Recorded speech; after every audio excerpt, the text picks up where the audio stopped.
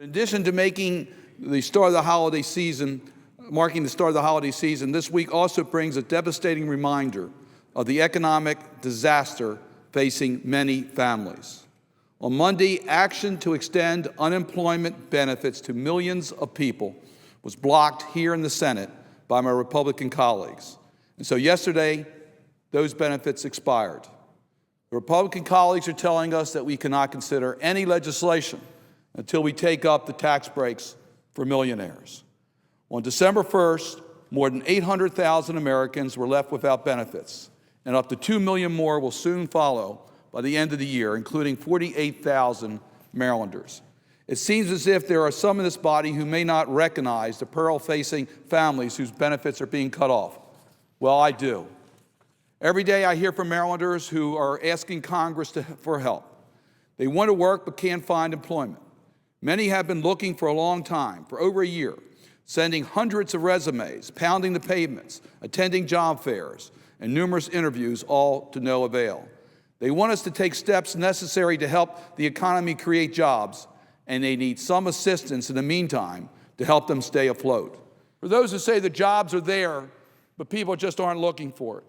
In September 2010, almost 15 million workers were unemployed, but there are only 3 million job openings, or 5 unemployed workers for every available job. In other words, if every available job were filled by unemployed individuals, 4 out of the 5 unemployed workers would still be looking for work. Last night, we heard in this chamber that the objection to extending unemployment benefits is because it's not paid for.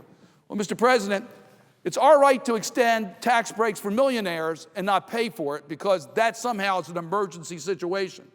But extending unemployment benefits to those who are in dire need doesn't qualify as emergency spending.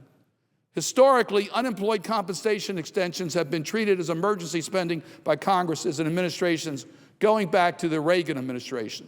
Families across Maryland and across the nation would certainly tell you that when you have a mortgage that is due, when your heat is about to be cut off, when you cannot buy groceries for your family, that is an emergency situation. That situation constitutes emergencies, and we should treat them as such. For those of my colleagues who are insisting that extending benefits is not as important as getting the economy back on solid footing, I point out that numerous economists have pointed out the value of unemployment insurance benefits. These are dollars that are going back into the market, raising consumption and creating jobs. Once again, let me just compare it to what my Republican colleagues are saying about tax breaks for millionaires.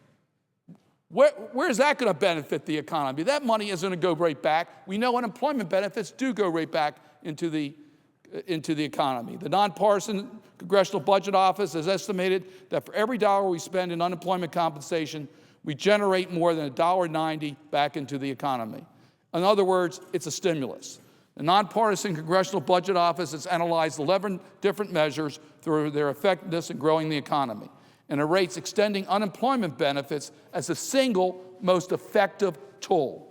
This helps grow job growth. When people receive unemployment benefits, they spend it immediately.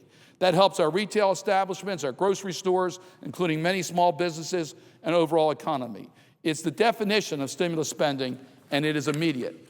With no extension, unemployment workers and their families will have less money to spend and would cut back on their purchases of goods and services, resulting in weaker sales, hurting businesses, and costing jobs. What these families receive is not a lot of money, but it's a lifeline. It keeps food on the table, heat through the winter months, and gas in their car while they're continuing to look for jobs.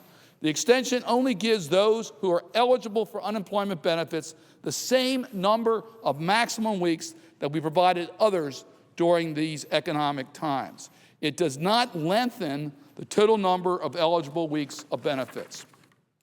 The highest unemployment rate at which any previous federal emergency unemployment program ended was 7.2% in March of 1985 during the second Reagan administration, much lower than where we are today.